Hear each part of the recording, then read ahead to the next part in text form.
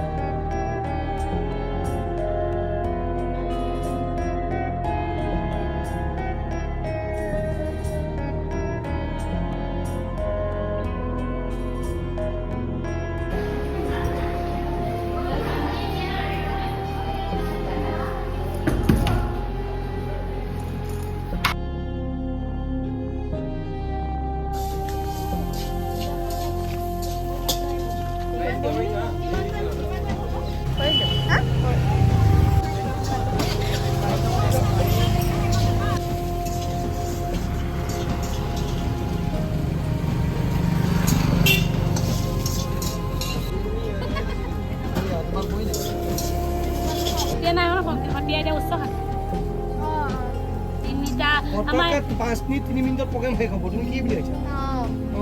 দেহালে ফোনটো মাৰছো দেহাটো মোবাইলটো দি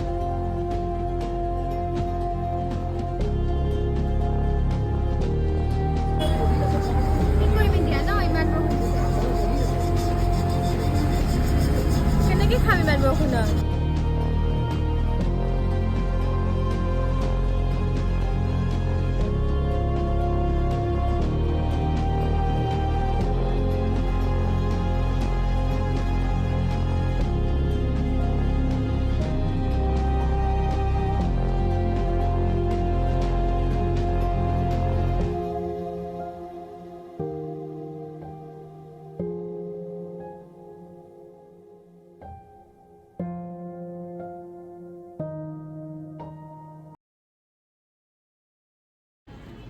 নৃত্য কলা এক নান্দনিক সংমিশ্ৰণ ভাৰতীয় ইতিহাসত দেৰিকৈ মাতিম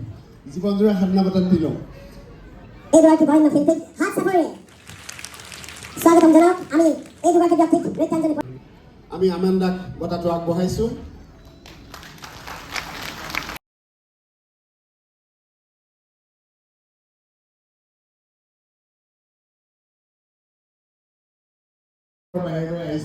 আমি অতিশয় আনন্দিত হৈছোঁ ভাল পাইছোঁ উজ্জ্বল প্ৰতিভা অসমৰ সাংস্কৃতিক বিশ্ব দৰবাৰত বিয়পাই দিয়াৰ যি হেঁপাহ পঢ়ি ইমানকেইটা স্নাতকোত্তৰ স্নাতক ডিগ্ৰী লৈ লাষ্ট শেহতীয়া পৰ্যায়ত সোণৰ পদক প্ৰায় আমাক গৌৰৱান্বিত কৰিলে আৰু দেহচন্দৰ প্ৰকাশেই চাবনে প্ৰকাশভংগীয়ে চাব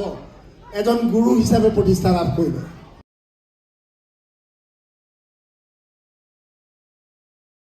নৃত্যাঞ্জলি বঁটা 2024 ৰূপালী জয়ন্তী বৰ্ষৰ উপসভানেত্ৰী আছিল দীপানিতা দুৱৰা বাইদেউ অকল মূল ছবিতে নহয় ভ্ৰাম্যমান থিয়েটাৰতো খলকলি তুলিছিল হেঙুল থিয়েটাৰৰ যোগেদি আমি নাটক চাইছিলোঁ বলিষ্ঠ জ্ঞাপন কৰিছোঁ ইমান সুন্দৰ অনুষ্ঠান এটাত আমন্ত্ৰণ কৰি আনি আপোনালোকৰ সন্মুখত থিয় হোৱাৰ এই সুযোগকণ দিয়াৰ বাবে মই সদায় আপোনালোকৰ ওচৰত কৃতজ্ঞ হৈ ৰ'ম আৰু শান্তদাই কৈছে মাত খাই শুনিবলৈ মন গৈছে কিন্তু মোৰ মাতটো ভাগি আছে ধন্যবাদ ভালে থাকক সদায় ভগৱানে ভালে ৰাখক পোনপ্ৰথমে মই নৃত্যাঞ্জলি